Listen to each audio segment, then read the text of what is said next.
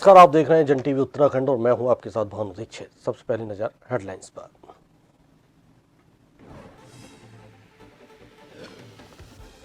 हल्द्वानी हिंसा में 14 और लोगों की हुई गिरफ्तारी। अब तक 58 गिरफ्तार। नगर निगम सभागार में गणमान्य लोगों की हुई बैठक। जिलाधिकारी, वरिष्ठ पुलिस अधीक्षक सहित सभी प्रशासनिक अधिकारी रहे मौजूद। देहरादून में डाटा एंट्री ऑपरेटर का फर्जी नियुक्ति पत्र देने वाले आरोपी पर धोखाधड़ी सहित अन्य धाराओं में मुकदमा दर्ज। आरोपी ने खुद को सचिवालय में संपत्ति विभाग में राज्य संपत्ति वर्ग 2 का अधिकारी बताया था। जसपुर काशीपुर नेशनल हाईवे मार्ग पर स्थित टोल टैक्स पर सैकड़ों किसानों ने किया प्रदर्शन। सरकार के खिलाफ की जमकर नारेबाजी। 3 घंटे तक टोल प्लाजा किया फ्री। उत्तरकाशी के सरकारी विभागों पर विद्युत विभाग का करोड़ों का बकाया। विकास भवन, शिक्षा विभाग, स्वास्थ्य विभाग सहित नगर पालिका पर है करोड़ों रुपए का विद्युत बिल। यूपीसीएल ने सभी विभागों को भुगतान के लिए नोटिस किया जारी। और सितारगंज में बढ़ा भाजपा का कुनवा। 2 सभासदों सहित विभिन्न पार्टियों के कई लोगों ने ग्रहण की भाजपा की सदस्यता। फूलमालाओं से किया गया स्वागत।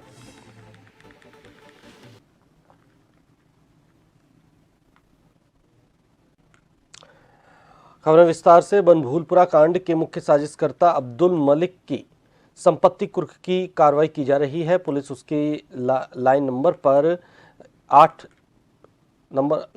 8 पर स्थित घर पर यह कार्रवाई कर रही है। इस कांड के बाद अब्दुल मलिक और उसका बेटा फरार चल रहा है। पुलिस ने फरार 9 आरोपियों के पोस्टर भी जारी किए हैं। भारी सुरक्षा व्यवस्था के साथ पुलिस टीम इस कार्रवाई को करने में जुटी है। साथ ही अब पार्षद शकील अंसारी की संपत्ति भी कुर्क की जा रही है। बताया जा रहा है कि फरार चल रहे यूथ कांग्रेस के विधानसभा अध्यक्ष मोकीन सैफी और जियाउल रहमान को भी पुलिस ने गिरफ्तार कर लिया है। साथ ही इस कांड में शामिल लोगों के गौला नदी में वाहनों के रजिस्ट्रेशन भी कैंसिल कर दिए हैं।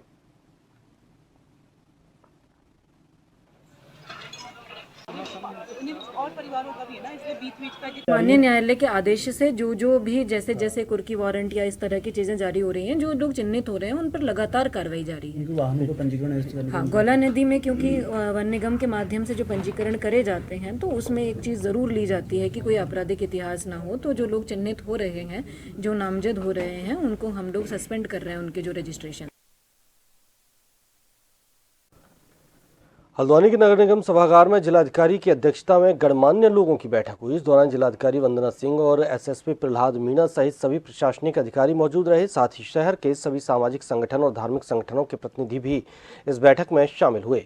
पिछले दिनों बनभूलपुरा में हुई हिंसा के बाद शहर के हालात सामान्य करने और शांति व्यवस्था बनाए रखने को लेकर सभी लोगों ने एक होकर प्रशासन का साथ दिया।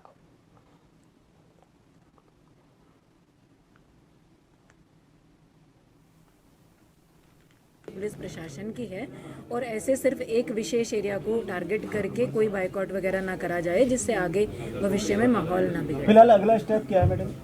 आगे अभी यही है कि हम लोग शांति को कायम करें, हम ये घटना दोबारा ना होने दें। साथ ही जो सुझाव आज की मीटिंग में विभिन्न स्टेक होल्डर्स ने दिए हैं, जैसे बाहरी लोगों के सत्यापन को लेकर कहा है कि कोई जो है अपराधी तत्व शहर में ना आए, उसमें पुलिस अपना सत्यापन का अभियान जो है वो एक सुचारू रूप से चलाए। देखिए, सबसे पहले तो मैं जो घटना हुई है उस घटना को लेकर के जो जांच एक रिपोर्ट हमारे सामने आएगी, जो लोग जख्मी हुए हैं, जिन लोगों का नुकसान हुआ है, पहली हमारी वरीयता रहेगी रिपोर्ट आते ही उनको मुआवजा मिले, उनका नुकसान पूरा हो, क्योंकि उन्होंने जो उनका नुकसान हुआ है वो सुरक्षा को लेकर के हुआ। उन्होंने हमारी सुरक्षा में के लिए काम किया, जन सेवा का काम किया। दूसरी चीज़ ये है कि जितनी जल्दी वहाँ की कानून व्यवस्था बहाल हो, हम उसके लिए काम कर रहे हैं। जो लोग काम से बैठे हैं वो अपने काम पर जाएंगे। एक सामान्य स्थिति जो पहले थी वो हो रहेगी। देखिए, सबसे पहले तो जो कुछ भी हुआ 8 फरवरी में वो दुर्भाग्यपूर्ण था। वो एक काला दिवस के तौर पर याद किया जाएगा।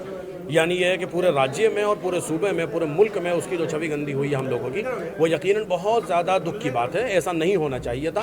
ख़ास तौर से देखिए, आप यानी पत्रकार बंधु एक मजबूत पिलर और कॉलम है हमारे लिए, और जो सफाई कर्मचारी हैं मजबूत कॉलम है। ये तो बिल्कुल निष्पक्ष जाँच करते हैं आप हजरात, हमारा पक्ष रखते हैं। कोरोना यानी समझिए रेलवे वाले मामले में आपने जो रोल निभाया और जो निष्पक्ष हम लोगों की बातें उठाई हैं, आप लोगों के साथ जो पत्थरबाजी हुई और आप लोगों की गाड़ियाँ जली, बहुत ज़्यादा दुख की बात है। साथ साथ सफाई कर्मचारी जो निष्पक्ष तौर पर सफाई का काम करते हैं, सेवा भाव करते हैं, उन लोगों के साथ भी ऐसा हुआ, यकीनन बहुत ज़्यादा दुख की बात है। लेकिन हमें लग रहा था ऐसे मौके पे आप हजरात हमें कोऑपरेट नहीं करेंगे और हमारे जो है सफाई कर्मचारी कोऑपरेट नहीं करेंगे। लेकिन आज की इस मीटिंग में आने के बाद हमारा मनोबल बढ़ा और ऐसा लगा कि आप हजरात जो है, आपके दिलों में बनभूलपुरा क्षेत्रवासियों के लिए कोई नफरत नहीं है।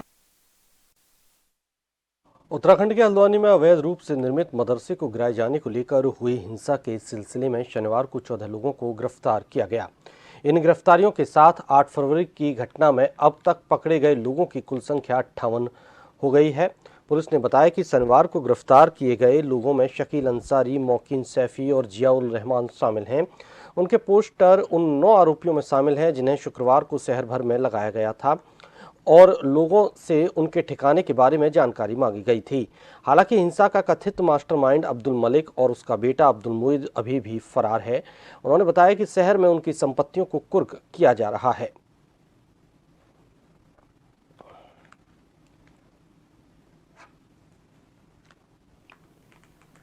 से 3 अभियुक्तों को आज हमें गिरफ्तार किया गया है और इसके अलावा बाकी 11 हमने और अभियुक्त जो तीनों मामले में मिला के गिरफ्तार किया है। तो आज टोटल जो है 14 लोगों की गिरफ्तारी हुई है और अब तक इस मामले में 58 लोगों की गिरफ्तारी हो चुकी है। हल्द्वानी के नगर निगम सभागार में जिलाधिकारी की अध्यक्षता में गणमान्य लोगों की बैठक हुई। इस दौरान जिलाधिकारी वंदना सिंह और वरिष्ठ पुलिस अधीक्षक प्रहलाद नारायण मीणा सहित सभी प्रशासनिक अधिकारी मौजूद रहे। साथ ही शहर के सभी सामाजिक संगठन और धार्मिक संगठनों के प्रतिनिधि भी मौजूद रहे। पिछले दिनों हुई बनभूलपुरा हिंसा के बाद शहर के हालात सामान्य करने और शांति व्यवस्था बनाए रखने को लेकर सभी लोगों ने प्रशासन का साथ दिया।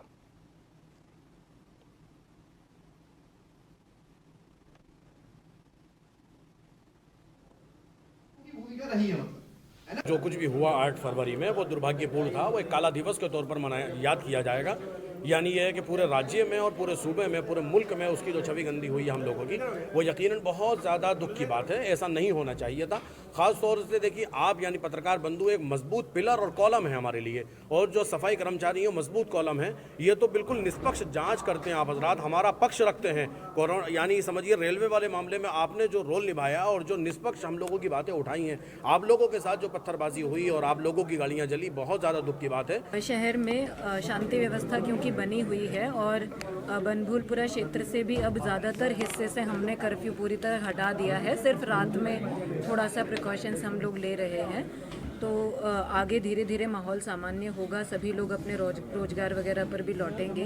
तो ऐसे में कुछ घटनाएं, कुछ इस तरह के बयान सामने आ रहे थे अलग अलग संगठनों से कि वो किसी एक विशेष वर्ग को जैसे काम नहीं करने देंगे या बायकॉट वगैरह करेंगे। वो चिंताजनक था। उससे शहर का माहौल भविष्य में भी बिगड़ सकता है। तो हमने आज सभी वर्गों के, सभी प्रकार के व्यवसाय करने वाले जो लोग हैं हल्द्वानी शहर के, उनको बुलाया था। सभी से ये अपील करी गई है कि एक वर्ग विशेष को भी टारगेट ना करें और आपस में भी इस प्रकार की कोई भावना ना रखें। देहरादून में युवती को जिलाधिकारी कार्यालय में डाटा एंट्री ऑपरेटर का फर्जी नियुक्ति पत्र देने का मामला सामने आया है। मामले में आरोपी के खिलाफ जिलाधिकारी के आदेश के बाद युवती के पिता की तहरीर के आधार पर थाना नगर कोतवाली में धोखाधड़ी सहित अन्य धाराओं में मुकदमा दर्ज किया गया है। आरोपी ने खुद को सचिवालय में संपत्ति विभाग में राज्य संपत्ति वर्ग 2 का अधिकारी बताया था। पुलिस ने मामला दर्ज कर जांच शुरू कर दी है।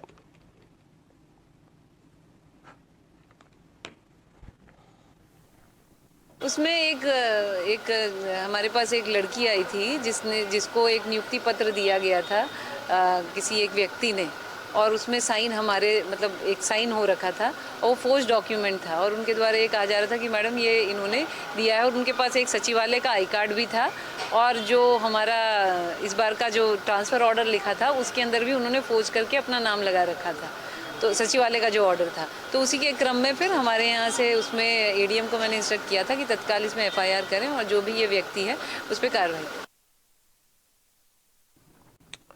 पूरे देश में भारतीय किसान यूनियन के तत्वाधान में किसानों द्वारा हर प्रदेश के शहर शहर गांव-गांव के किसान अपनी मांगों को लेकर जगह जगह धरना प्रदर्शन कर रहे हैं। इसी के साथ भारी संख्या में पुलिस बल की मौजूदगी में आज जसपुर काशीपुर नेशनल हाईवे मार्ग पर स्थित टोल टैक्स पर सैकड़ों किसानों ने अपना प्रदर्शन कर सरकार के खिलाफ जमकर नारेबाजी करते हुए 3 घंटे तक की आवाजाही का टोल प्लाजा फ्री कर दिया।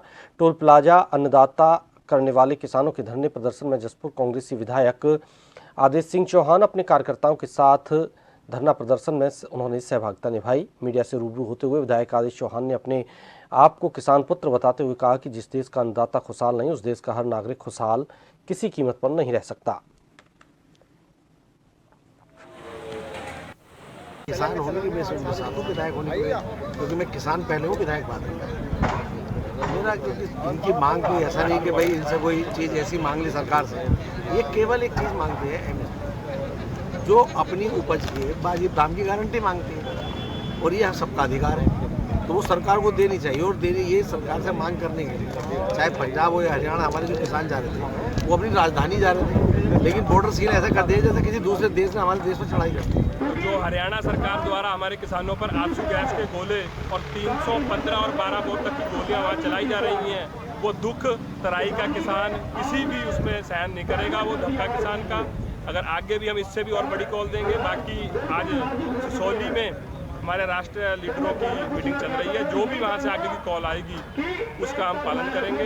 और हमारे जो ट्रैक्टर हैं वो दिल्ली की तरफ को हमने उसके कर रखे हैं, राशन तैयार है, दिल्ली कूच के लिए तराई का किसान पूरी तरीके से तैयार।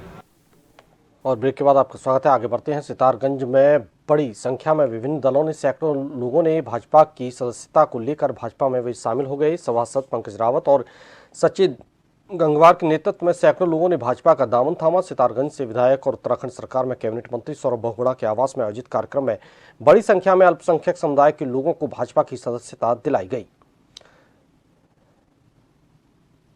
इस दौरान जिलाध्यक्ष कमल जिंदल और मंडल अध्यक्ष आदेश चौहान ने पार्टी में शामिल सदस्यों को सदस्यता दिलाई। पार्टी में शामिल सदस्यों का फूलमालाओं से स्वागत किया गया।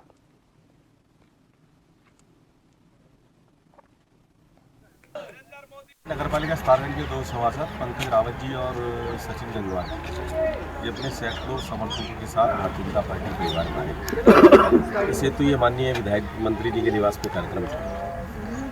आज पूरे देश के अंदर आप देखें, प्रदेश के अंदर देखें, लोग भारतीय जनता पार्टी की सदस्यता पाने के लिए आतुर हैं, क्योंकि लोग जानते हैं कि इस देश का विकास अगर कोई कर सकता है तो भारतीय जनता पार्टी कर सकती है। तो जो लोग भारतीय जनता पार्टी परिवार में हैं, इनका स्वागत है। और आज सभी लोगों ने संकल्प लिया है कि जो माननीय मोदी जी का कहना है कि अब की बार 400 पार, 400 से ज़्यादा सीटें लाके भारतीय जनता पार्टी के केंद्र में फिर से नरेंद्र मोदी जी का चुनाव।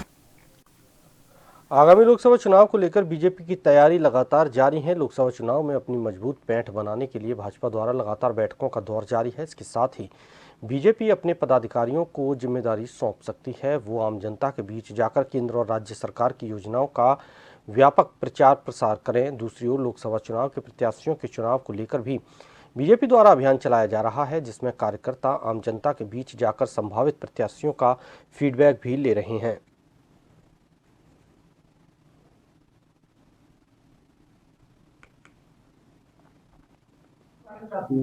भारतीय जनता पार्टी में टिकटों का निर्धारण, लोकसभा के प्रत्याशियों का निर्धारण केंद्रीय जो हमारा पार्लियामेंट्री बोर्ड है वो निर्णय करता है और वो करेगा।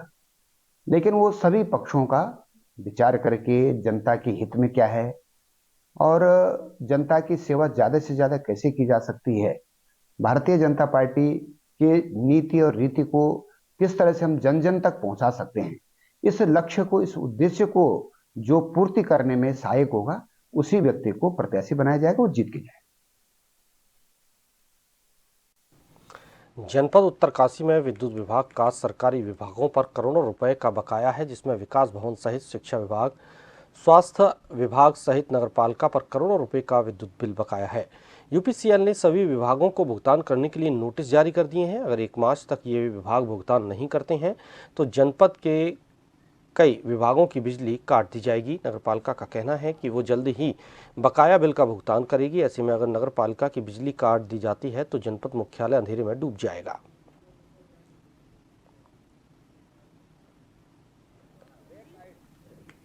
सबसे ज़्यादा जो बकाया है वो नगर पालिका उत्तरकाशी पर है 2,94,00,000 रुपया।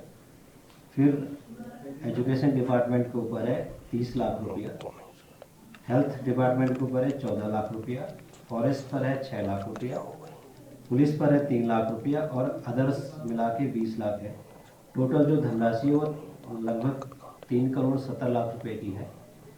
तो इनको सबको नोटिस दे दिए गए हैं और व्यक्तिगत रूप से भी हमारे कर्मचारी अधिकारी इनसे संपर्क कर रहे हैं। अगर विभाग के द्वारा भुगतान नहीं किया जाता है तो हम इनके विद्युत संयोजन काट देंगे। एक इससे पहले हमने 25 लाख रुपए का बिल दिया था और अब हम 50 लाख का एक और दे रहे हैं। तो इसको हम कर लेंगे, इसको ख़त्म कर लेंगे जल्दी से जल्दी। माननीय सचिव महोदय के भी आदेश थे हुआ है कि पहले इसको ख़त्म करिए। तो जो तनख्वाह के अलावा जो पैसा बचता है हमारा, हम पहले हमारी प्रायोरिटी ये रहेगी कि हम सबसे पहले बिजली का बिल अदा करें।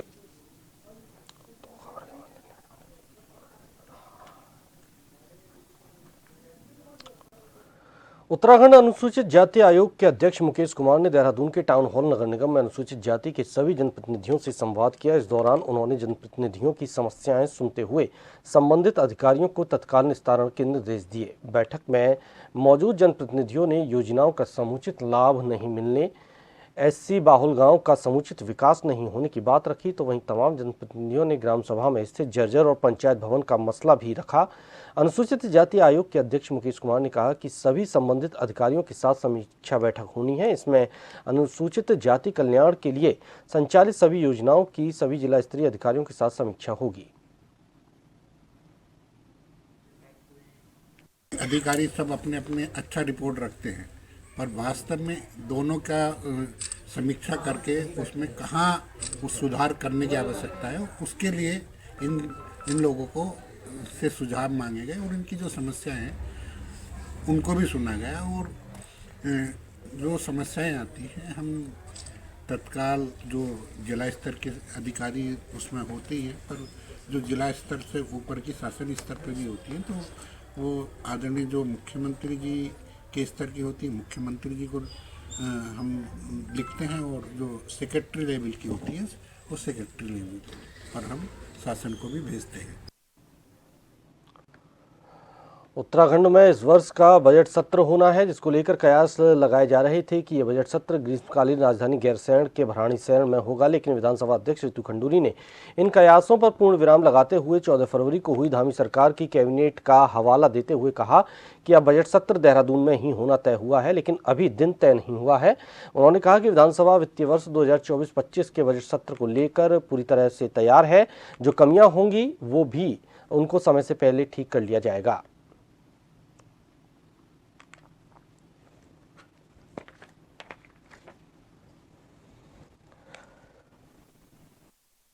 कैबिनेट में ये निर्णय हुआ है कि देहरादून में होगा, क्योंकि इसमें गवर्नर साहब का भी भाषण भी होता है। उसके बाद बजट सत्र होगा। 2024 का ये पहला सत्र होने जा रहा है। तो हम लोगों के जो विधानसभा का जो सचिवालय है वो पूरी तरह से तैयार रहता है और जो भी छोटी मोटी चीज़ें हैं अब उनको हम पूरा करेंगे। इसी के साथ इस बुलेटिन में फिलहाल इतना ही। नमस्कार।